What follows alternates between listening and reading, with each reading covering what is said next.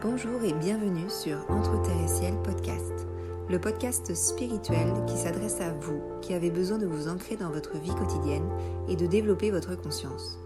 Chaque semaine, je vous délivre des clés pour vous aider à relever vos défis du quotidien et vous sentir connecté et soutenu dans vos expériences de vie. Je suis Adélia, je suis guide holistique, enseignante en développement personnel et spirituel, clairvoyante et médium, et je vous accompagne à travers mes pratiques telles que le développement de l'intuition et des perceptions subtiles, l'énergétique, la cartomancie, l'astrologie et le développement de la conscience afin de vous aligner dans votre vie et d'en faire une expérience vertueuse et pleine de sens. Entre Terre et Ciel est donc destiné à toutes les personnes intéressées par ces pratiques, ainsi qu'à ceux qui sont en quête d'une spiritualité incarnée, ouvrant la porte à des applications dans la vie quotidienne. N'hésitez pas à me soutenir en vous abonnant et en notant ce podcast, et je vous souhaite une belle écoute.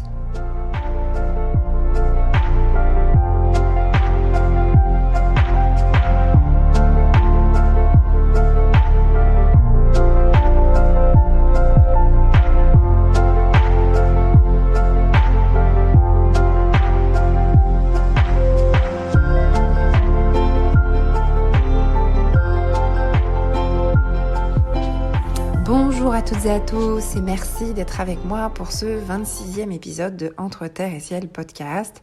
Je suis très heureuse d'être avec vous et aujourd'hui nous allons parler d'un sujet un peu sensible mais que je pense qui intéresse beaucoup de gens sur les relations toxiques et les comportements dits toxiques.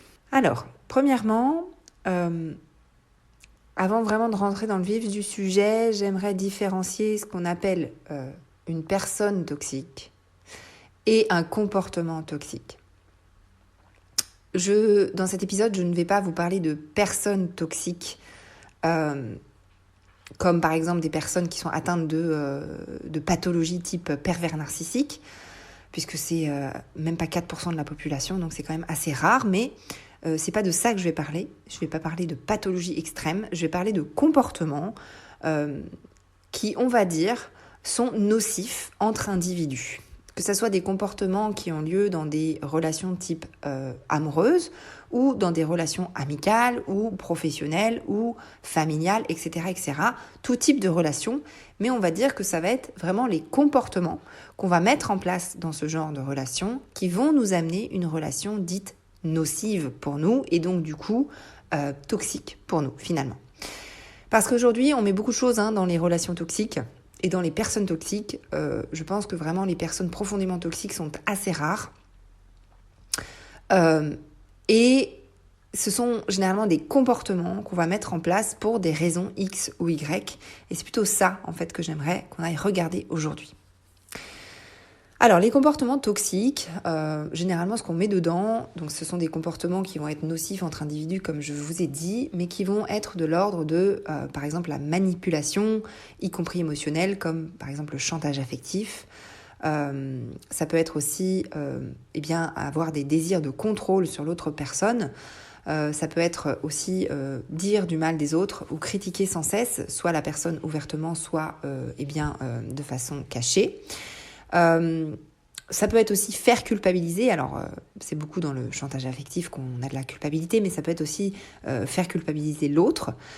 C'est aussi, par exemple, comme quand la personne en face va avoir des succès ou être indépendant ou être libre de sa vie, c'est généralement vu comme une menace en fait dans un comportement qui est dit nocif ou toxique.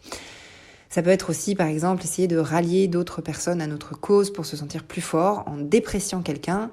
Donc ça c'est un comportement qui va être toxique et nocif qui est quand même assez régulier. On peut le rencontrer assez fréquemment, ce genre de comportement, d'avoir quelqu'un qui va, par exemple, critiquer énormément une personne du groupe pour rallier les autres à sa cause, etc., etc. Il y en a d'autres, je vous ai donné les plus gros. Bien sûr, vous pouvez en trouver d'autres. Alors, pourquoi je vous raconte tout ça aujourd'hui ? Pourquoi ça m'intéresse ? Parce que j'ai remarqué qu'avec mes clients, eh bien, c'est quand on va justement observer son propre comportement en conscience qu'on va pouvoir atteindre un niveau très profond de travail sur soi.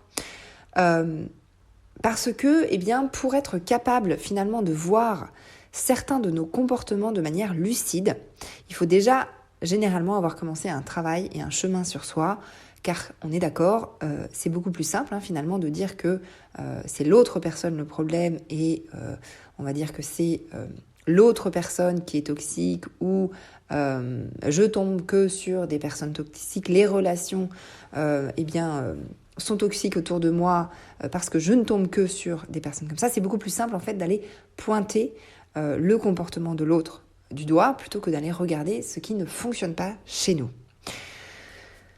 Et du coup, j'ai décidé d'en faire un épisode parce que j'ai eu énormément de clients dernièrement où j'ai vu à quel point le fait d'avoir commencé à travailler sur eux, ils avaient été capables d'aller voir en fait une autre partie de leur personnalité, ce qui permet d'entamer un autre travail encore plus en conscience, puisque quand on a commencé à aller regarder nos ombres, nos parts d'ombre et nos comportements qu'on n'avait pas envie de voir avant, c'est là où on va toucher du doigt une véritable transformation et qu'elle est très profonde. Alors, autre chose que je vais du coup vous dire aujourd'hui, c'est que tout le monde, absolument tout le monde, a déjà eu ou a des comportements dits nocifs ou toxiques avec les autres. Parce qu'on n'est pas des gens parfaits et qu'on a tous une part qu'on n'a pas envie d'aller regarder mais qui est bien présente chez nous. Alors, ça ne va pas faire de nous des mauvaises personnes, mais d'avoir le courage d'aller repérer quand notre comportement peut être nocif pour nous-mêmes ou pour l'autre, ça permet d'aller libérer en fait ce comportement. C'est un stade qui est très puissant de mise en conscience et vraiment, ça peut complètement shifter si vous vous autorisez à aller regarder finalement qu'est-ce qui ne va pas chez moi et donc du coup de mettre le curseur non sur l'autre qu'on va pointer du doigt, mais sur soi-même. Ce qui est d'autant plus intéressant, c'est que quand mes clients arrivent avec ce genre de problématiques, donc c'est d'essayer d'aller regarder vraiment ces parts d'ombre, ensuite on peut libérer ensemble et aller voir la cause profonde de la mise en place de ces schémas ou de ces comportements et pourquoi finalement ils sont présents dans notre vie. C'est hyper inconfortable d'aller regarder ça, d'aller regarder nos ombres, nos propres comportements et de mettre le curseur sur soi plutôt que sur l'autre. Mais c'est très courageux de le faire. Et je pense qu'il y a toujours un stade où on est dans le développement personnel et où on doit aller faire ça. Je vous ai déjà parlé dans d'autres épisodes d'aller s'accepter dans sa lumière et dans ses ombres, d'aller accepter toutes les parties de nous. Et du coup, c'est un travail qui est important d'aller faire parfois. C'est beaucoup plus facile du coup de rejeter la faute sur l'autre que d'aller voir ce qui ne va pas en nous. Mais souvent, quand on va changer ça en nous, dans notre vie, nous n'avons plus justement de ces entre guillemets personnes toxiques qui arrivent autour de nous, puisque justement on a réglé ce qui attirait entre guillemets ou le comportement qui était mis en place par nous-mêmes, qui faisait qu'il y avait ce genre de personnes autour de nous. Alors, l'autre chose que je voulais juste soulever, c'est que des fois, on peut rencontrer une personne qui est qui a des comportements très toxiques et un peu déséquilibrés, que ce soit émotionnellement, que ce soit... ça peut arriver. Et c'est pas forcément avec cette personne-là que nous allons mettre en place les comportements toxiques, mais il y a comme... on va dire, un branchement sur lequel cette personne peut se brancher sur vous. C'est pour ça, en fait, que la relation a lieu. Alors, pour rentrer dans le vif du sujet, si vous tombez de manière récurrente sur des personnes avec des comportements nocifs ou toxiques dans votre vie, que ce soit dans des relations amoureuses, des relations amicales, des relations professionnelles, etc., c'est qu'il y a sûrement quelque chose à libérer à travers ces expériences. Soit... par exemple, ce que vous pensez mériter dans la vie ou mériter dans une relation, ou peut-être une façon de voir les relations ou l'amour en général, ou l'amour de soi ou l'amour de l'autre. il y a forcément quelque chose à libérer. Généralement, quand on retombe sur les mêmes schémas, il y a quelque chose à les libérer. Souvent, on n'a pas conscience des comportements qu'on va mettre en place ou des énergies que nous portons, car on va croire, par exemple, que l'amour se donne de cette façon-là, que la relation doit se faire de cette manière-là. Je vous donne un exemple. Si votre mère, par exemple, vous a aimé et éduqué avec du chantage affectif, ça a structuré en vous cette forme d'amour, que vous allez sûrement reproduire malgré vous dans vos relations, car ça va être vos bases en fait. Il va falloir du coup aller regarder ces bases-là pour aller les changer, pour que vous puissiez construire des relations d'amour qui seront saines et qui ne reposeront plus sur ces bases de chantage affectif ou de manipulation. Un autre exemple, si par exemple dans votre fratrie, la compétition a existé au sein de votre famille et de votre fratrie, parce que c'était par exemple celui qui avait le plus d'honneur, qui était remarqué et choyé par les parents, ou qui était mis en valeur, eh bien, du coup, vous allez reproduire cette forme de schéma inconscient dans votre vie familiale ou même dans votre vie professionnelle ou dans votre vie amoureuse. Ou encore, peut-être vous avez été structuré avec un rôle particulier au sein de votre famille qui fait qu'aujourd'hui, vous êtes bloqué dans une forme de schéma. Ça peut être de la victimisation, ça peut être de l'auto-sabotage, ça peut être la croyance que vous ne méritez que ça. Du coup, vous allez reproduire en fait ce genre de choses. Des fois, c'est même pas palpable dans les comportements qui ont été mis en place dans votre famille, mais ça peut être aussi hérité de plusieurs générations et vous ne savez pas d'où ça provient.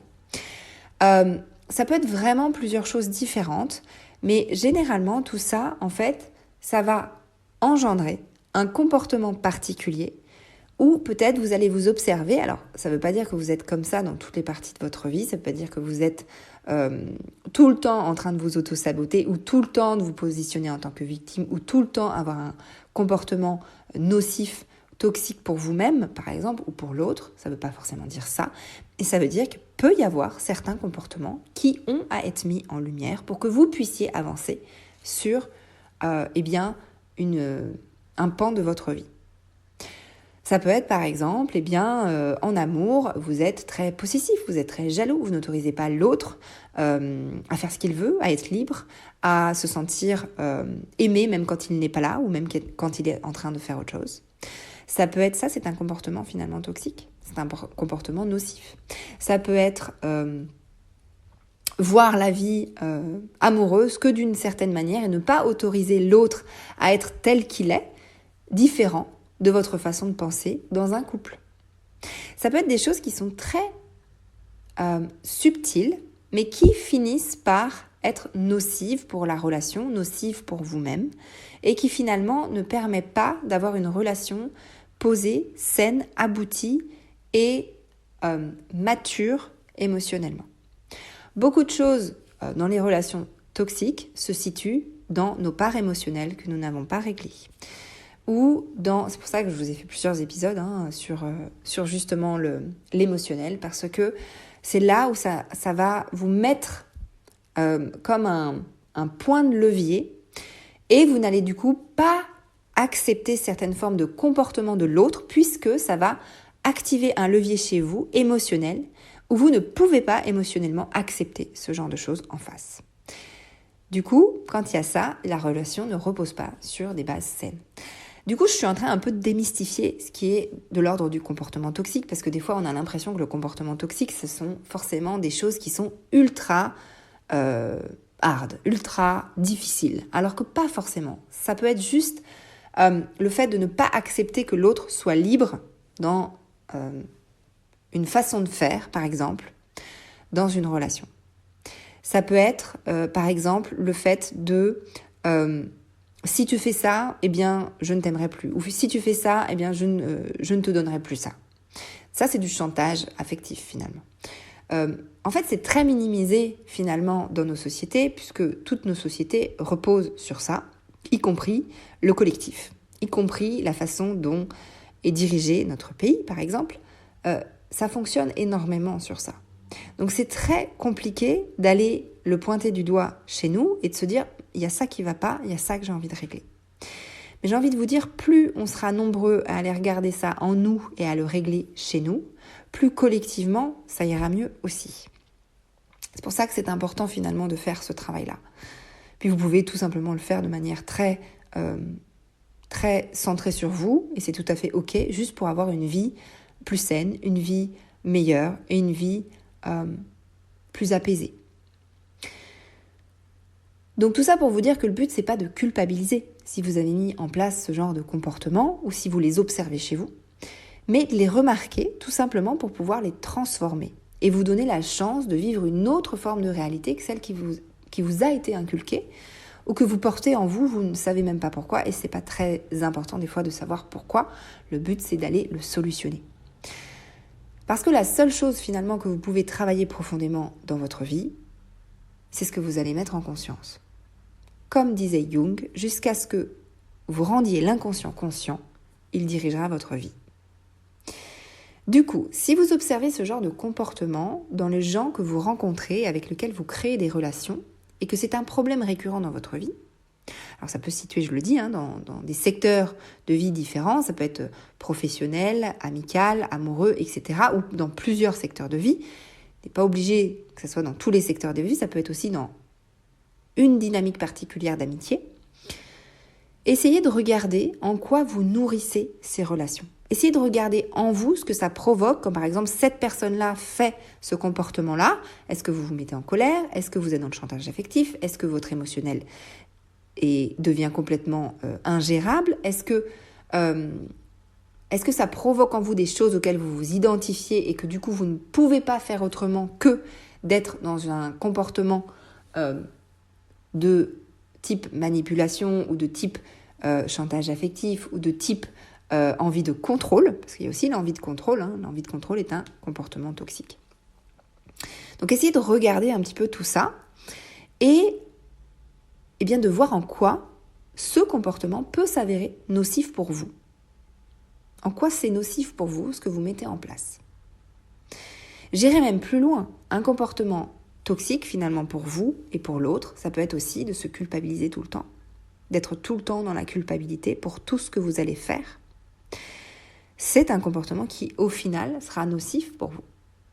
Et la relation que vous allez créer avec l'autre reposera sur ce genre de choses. Alors, c'est un travail qui est vraiment pas facile à faire, mais qui peut aider à aller faire le travail d'après. Et du coup, d'aller mettre en conscience, ça permet de travailler dessus ensuite. Si finalement, à travers cet exercice-là, vous vous rendez compte que vous êtes quelqu'un qui culpabilisait tout le temps, eh bien, déjà, juste acceptez-le. C'est une première partie du travail. Et ensuite, allez essayer de mettre en place, d'aller trouver les gens qui vont vous aider pour aller libérer ça.